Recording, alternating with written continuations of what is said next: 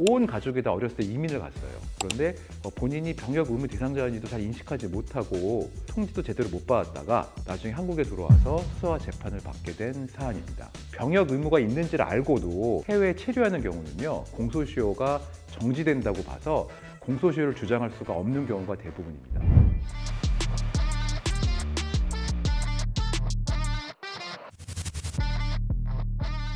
안녕하세요. 군필 변호사 김유돈 변호사입니다. 자, 이번 영상에서는요, 병역법 위반 사건인데 공소시효가 완성됐다는 사실을 인정받아서 무죄받은 사안, 제가 처리한 그 사건을 한번 소개해 보고자 합니다. 본인이 온 가족이 해외로 이민을 갔다거나 아니면 어렸을 때 유학을 갔다거나 해외 체류를 오래 하는 과정에서 병역 의무자가 국외에서 체류하기 위해서는 국외 여행 허가를 받아야 되는데요. 이 허가를 못 받게 되는 경우가 있어요. 왜냐면은 이거를 받기 위해서 한국으로 귀국하게 되면 시민권, 취업, 영주권 이런 걸 못 받게 돼가지고 어쩔 수 없이 해외 체류를 계속하시는 분들 간혹 생기거든요.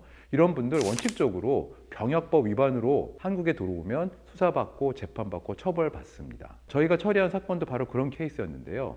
온 가족이 다 어렸을 때 이민을 갔어요. 그런데 본인이 병역 의무 대상자인지도 잘 인식하지 못하고 통지도 제대로 못 받았다가 나중에 한국에 들어와서 수사와 재판을 받게 된 사안입니다. 자, 그런데요, 원래 해외에 체류하는 목적이 처벌을 기피할 목적으로 해외에 체류하게 되는 경우는요, 공소시효가 정지된다라는 형사소송법 규정이 있거든요. 그래서 많은 경우에 병역 의무가 있는지를 알고도 해외에 체류하는 경우는요, 공소시효가 정지된다고 봐서 공소시효를 주장할 수가 없는 경우가 대부분입니다.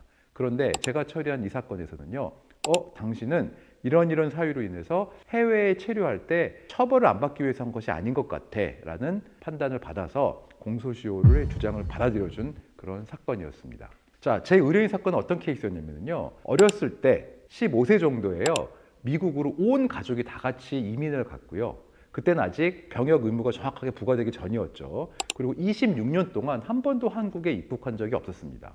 그리고 온 가족이 다 이미 가 있었기 때문에 병무청의 통지 이런 것을 제대로 받은 적이 없었어요. 그 이후에 이분은 미국에서 생활하면서 미국인 부인과 결혼을 했고 미국 시민권을 취득했고, 이런 과정을 종합적으로 따져보면 이 사람은 처벌을 피하기 위해서 미국으로 간 것이 아니다 라는 점을 판사님이 인정해 주셔가지고 공소시효가 도과됐다. 그래서 이거는 기소할 수 없는 사건을 기소했다라고 보아서 면소 판결을 한 사안이었습니다. 사실 이렇게 병역법 위반에서 공소시효의 도과를 인정을 해가지고 무죄, 면소 판결하는 경우 매우 드물거든요. 그래서 자신의 케이스가 이렇게 공소시효를 주장할 수 있는 케이스인지 잘 판단해 봐야 합니다.